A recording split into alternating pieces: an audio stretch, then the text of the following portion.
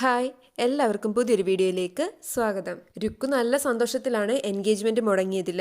അവൾ അച്ചുവിനെ വിളിച്ച് കാര്യങ്ങളെല്ലാം പറയുന്നുണ്ട്. എല്ലാം കേട്ട് കഴിഞ്ഞാൽ അച്ചു പറയും ആ പോലീസ് യൂണിഫോമിൽ വന്നത് ഞാൻ തന്നെയാണ്. രുക്കുവിനത് വിശ്വസിക്കാനാവുന്നില്ല. രുക്കുവിന് ഒരുപാട് സന്തോഷവും സങ്കടവും ഒക്കെ തോന്നും. അച്ചു പറയുന്നുണ്ട് ഇത് ഞാൻ മുടക്കി എന്ന് വെച്ച് എല്ലാ കല്യാണവും എനിക്കിങ്ങനെ മുടക്കാനൊന്നും പറ്റില്ല എന്ന്. രുക്കു പറയുന്നുണ്ട് എനിക്കറിയാം എന്താ വേണ്ടതെന്ന്, ഞാൻ ചില തീരുമാനങ്ങളൊക്കെ എടുത്തിട്ടുണ്ട്. എന്താന്ന് ചോദിക്കുമ്പോൾ അവൾ പറയും നീ ഇപ്പം എനിക്കൊരു സർപ്രൈസ് തന്നില്ലേ, നിനക്കും ഞാനൊരു സർപ്രൈസ് തരുന്നുണ്ട്. അങ്ങനെ ഒരു സംസാരിച്ച് നിൽക്കുമ്പോഴാണ് ചന്ദ്രലേഖ രുക്കുവിൻ്റെ മുറിയുടെ ഫ്രണ്ടിലൂടെ പോകുന്നത്. രുക്കു ആരോടോ സംസാരിക്കുന്ന പോലെ തോന്നി. ചന്ദ്രലേഖ വാതിലിൽ കൊട്ടുന്നുണ്ട്. രുക്കു കതക് തുറക്കാൻ പറഞ്ഞ് വേഗം തന്നെ രുക്കു അച്ഛനോട് പറയും ചന്ദ്രേച്ചി വന്നു, ഞാൻ ഫോൺ വെക്കുവാന്ന്. ഫോൺ കട്ട് ചെയ്തിട്ട് സംശയം തോന്നുന്ന രുക്കു ആ കോൾ അങ്ങ് ഡിലീറ്റ് ചെയ്യുന്നുമുണ്ട്. ചന്ദ്രലേഖ ആണെങ്കിൽ വാതിലിൽ മുട്ടിക്കൊണ്ടേ ഇരിക്കുക. രുക്കു ചെന്ന് വാതിൽ തുറക്കും. ചന്ദ്രലേഖ ചോദിക്കും നീ ആരോടാ ഫോണിലൂടെ സംസാരിച്ചെന്ന്. രുക്കു പറയും ഞാൻ ആരോട് സംസാരിച്ചില്ലല്ലോ. ചന്ദ്രലേഖ ചോദിക്കും നിന്റെ ഫോൺ എവിടെ? അന്നേരമാണ് അവളുടെ ഫോൺ കട്ടിലിൽ കിടക്കുന്ന കാണുന്നത്. ചന്ദ്രലേഖ അത് എടുത്തിട്ട് വന്ന് രുക്കുവിൻ്റെ നേരെ നീട്ടിയിട്ട് പറയും ലോക്ക് അഴിക്കാൻ. രുക്കു ലോക്ക് അഴിച്ചു കൊടുക്കും. ചന്ദ്രലേഖ നോക്കുമ്പോൾ ലാസ്റ്റ് ആരെയും വിളിച്ചായിട്ട് കാണുന്നില്ല. രുക്കു ആണെങ്കിൽ ഒരു ചിരിയോടെ നിൽക്കുകയാണ്. നോക്ക് ഇപ്പം നിങ്ങൾക്ക് കിട്ടുമെന്ന രീതിയിൽ. ചന്ദ്രലേഖയ്ക്ക് മനസ്സിലാവും രുക്കു ഡിലീറ്റ് ചെയ്തതാണ്. ചന്ദ്രലേഖ പറയുന്നുണ്ട് നീ ആരോട് സംസാരിക്കുന്ന പോലെ തോന്നിയല്ലോ എന്ന്. രുക്കു പറയും ഇല്ല, ഞാൻ ദൈവത്തോട് പ്രാർത്ഥിച്ചതാ. എന്നെ വിശ്വാസമില്ലാത്ത വേറൊരാളെ എന്നെക്കുറിച്ച് എന്തെങ്കിലും പറയുന്നത് കേട്ട് എന്നെ മോശക്കാരിയായി ചിത്രീകരിക്കുന്ന ആൾക്കാരുടെ വീട്ടിലേക്ക് എനിക്ക് പോകേണ്ടി വന്നില്ലല്ലോ എന്നോർത്തിട്ട്. ചന്ദ്രലേഖയ്ക്ക് രുക്കുവിൻ്റെ അടവെല്ലാം മനസ്സിലാവുന്നുണ്ട്. രുക്കു പറയും എനിക്ക് ഈ വിവാഹത്തിന് താല്പര്യമില്ലായിരുന്നു, പിന്നെ ഓർത്തു എന്തേലും ആവട്ടെ, നിങ്ങളുടെ സന്തോഷമല്ലേ എനിക്ക് വലുത്, അതുകൊണ്ട് ഞാൻ ഇതിന് സമ്മതിച്ചാ വന്നത്. ചന്ദ്രലേഖയ്ക്ക് അതൊന്നും വിശ്വാസമാവത്തില്ല. പിന്നെ ഒന്നും മിണ്ടാതെ ചന്ദ്രലേഖ അവിടുന്ന് പോകുന്നുണ്ട്. വിജയൻ ഈ സമയം സത്യനുമായിട്ട് സംസാരിച്ചുകൊണ്ടിരിക്കുകയാണ്. അവർക്കറിയാം ശരിക്കുമുള്ള പോലീസൊന്നും അല്ല വന്ന് കല്യാണം മുടക്കിയെന്ന്, ഏതോ ഒരാൾ വേഷം കിട്ടി വന്നതാണ്. ചന്ദ്രലേഖ അങ്ങോട്ട് വരുന്നുണ്ട്. സത്യൻ പറയും മിക്കപ്പോഴും അമ്പാട്ടുള്ളവരായിരിക്കും ഇങ്ങനൊരു പണി ഒപ്പിച്ചതെന്ന്. വിജയൻ പറയുന്നുണ്ട് അമ്പാട്ടുള്ളവരൊന്നും ഇത്രയും തരം താഴ്ന്ന ഒരു പ്രവൃത്തിയൊന്നും ചെയ്യില്ല എന്ന്. ഇതാരാണെന്ന് എന്താണെങ്കിലും കണ്ടുപിടിക്കണം എന്ന് അവർ തീരുമാനിക്കും. ചന്ദ്രലേഖ പറയും അത് ആ വഴിക്ക് നടന്നോട്ടെ, ഇപ്പം ഏറ്റവും ആവശ്യം വിഷ്ണുവിനേക്കാളും നല്ലൊരു പയ്യനെ കണ്ടെത്തി രുക്കുവിൻ്റെ കല്യാണം നടത്തുക എന്നുള്ളതാ.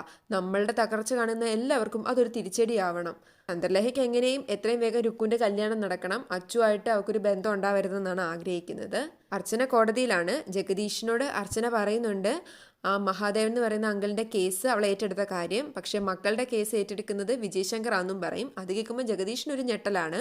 അർച്ചന പറയും ഞെട്ടേണ്ട കാര്യമൊന്നുമില്ല, ഈ കേസിൽ വിജയശങ്കറിനെ ഞാൻ ഉറപ്പായിട്ടും തോപ്പിക്കുമെന്ന്. ഉണ്ണിമോളുടെ കൂടെ കളിക്കാൻ ചിന്നുവും കൂടിയിട്ടുണ്ട്. ഉണ്ണിമോൾ പറയുന്നതനുസരിച്ച് പേപ്പറും കൊണ്ട് പ്ലെയിനും ബോട്ടും ഒക്കെ ഉണ്ടാക്കി കൊടുക്കുന്നുണ്ട്. അങ്ങനെ അവർ കളിച്ചുകൊണ്ട് നിൽക്കുമ്പോഴാണ് അനന്തം വരുന്നത്. അനന്തം വരുമ്പോൾ അച്ചാന്നും പറഞ്ഞ് ഉണ്ണിമോള് അനന്തൻ്റെ പുറകെ പോകും.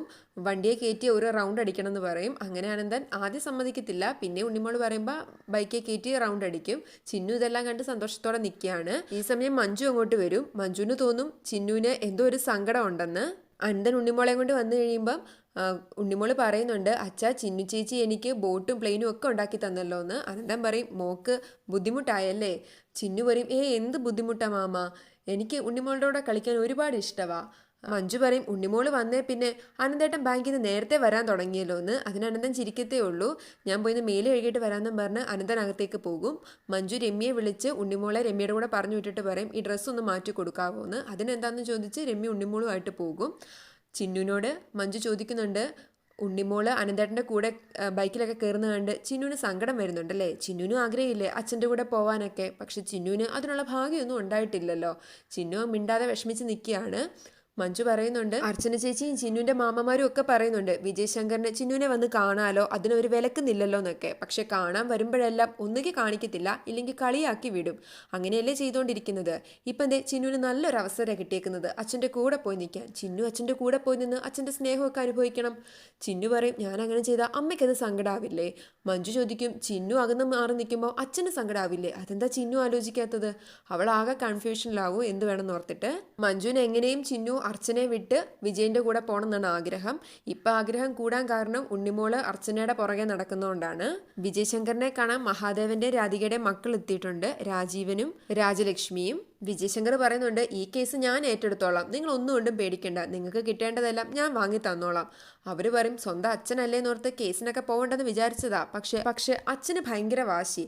അച്ഛന് ഒരു വക്കീലിനെ ചെന്ന് കണ്ടു, അതുകൊണ്ടാണ് ഞങ്ങളും വക്കീലിനെ കാണാൻ വന്നത്. വിജയശങ്കർ പറയും ദൂരെയുള്ള വക്കീൽ വല്ലതായിരിക്കും, ഇവിടെയുള്ള വക്കീലാരും ഞാൻ ഏറ്റെടുത്ത ഒരു കേസിന്റെ എതിർഭാഗം ഏറ്റെടുക്കാറില്ല.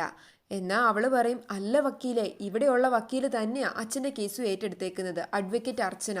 അത് കേട്ട് വിജയശങ്കർ ഒരു ഞെട്ടലോടെ ചാടി എഴുന്നേക്കുന്ന കാണിച്ചാണ് എപ്പിസോഡ് അവസാനിക്കുന്നത്. ഇനി എത്രയും വേഗം തന്നെ രുക്കുവിന് ഒരു കല്യാണാലോചന വരും. പക്ഷേ അന്നേരത്തേക്ക് രുക്കു അച്ചുവിൻ്റെ കാര്യം തുറന്നു പറയാനുള്ള സാധ്യതയൊക്കെ ഏറെയാണ്. വീഡിയോ ഇഷ്ടമായ ലൈക്ക് ചെയ്യാനും സബ്സ്ക്രൈബ് ചെയ്യാനും മറക്കല്ലേ. Thank for watching.